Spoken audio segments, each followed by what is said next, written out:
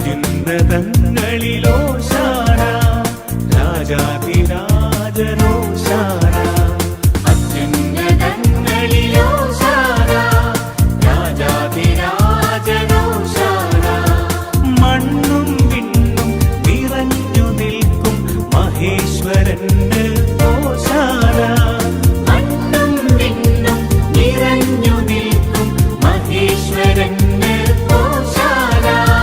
ഓശാന, ഓശാന, ഓശാന, ഓശാന.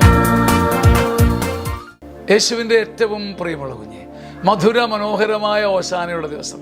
ഓശാനയ്ക്ക് ഇതുവരെ കാണാത്ത ഒരർത്ഥമുണ്ട്, ഇതുവരെ കാണാത്ത ഒരർത്ഥമുണ്ട്. ബാലകരും തീർത്ഥകരും വസ്ത്രം വിതറിയും ഒലിവുചില്ല പീഡിച്ചും മിശിഹായ്ക്ക് ഓശാന പാടിയെന്നാണ് കാലാകാലങ്ങളിൽ നാം കേട്ടിട്ടുള്ളത്. എന്നാൽ ഇന്ന് ഞാൻ നിങ്ങളോട് പറയുന്നു, ക്രിസ്തു മിശിഹ ഒരു കഴുതയ്ക്ക് ഓശാന പാടിയ ദിവസമാണിത്.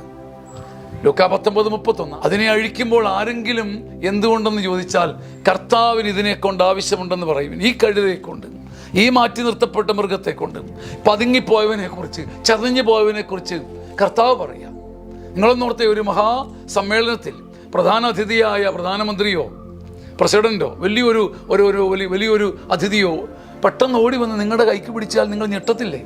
ഇങ്ങനെ പതുങ്ങിപ്പോയതിനെ, മങ്ങിപ്പോയതിനെ, അവഗണിക്കപ്പെട്ടതിനെ ജയ് വിളിച്ചുകൊണ്ട് പറയുക, എനിക്കതിനെ കൊണ്ട് ആവശ്യമുണ്ട്, എനിക്ക് നിന്നെ കൊണ്ട് ആവശ്യമുണ്ട്.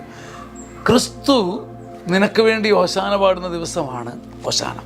നീ ക്രിസ്തുവിന് വേണ്ടി ജയ് വിളിക്കുന്നതിനേക്കാൾ നിനക്ക് വേണ്ടി ജയ് വിളിക്കുന്ന ക്രിസ്തു തൻ്റെ വസ്ത്രം വിതറി, തൻ്റെ ചോര ചിതറി, തൻ്റെ ആത്മാവ് വിതറിക്കൊണ്ട് എനിക്ക് നിന്നെ ആവശ്യമുണ്ട് എന്ന് ഒരു പൊട്ടക്കഴുതയായ എന്നോട് പറയുന്ന അനുഗ്രഹ സമൃദ്ധിയുടെ ദിവസമാണ് ഓശാന. അങ്ങനൊരു ഓശാന പാട്ട് കേൾക്കാൻ പ്രിയപ്പെട്ട കുഞ്ഞെ നിനക്ക് ഭാഗ്യം കിട്ടട്ടെ. ആമേൻ, ആമേൻ, ആമേൻ.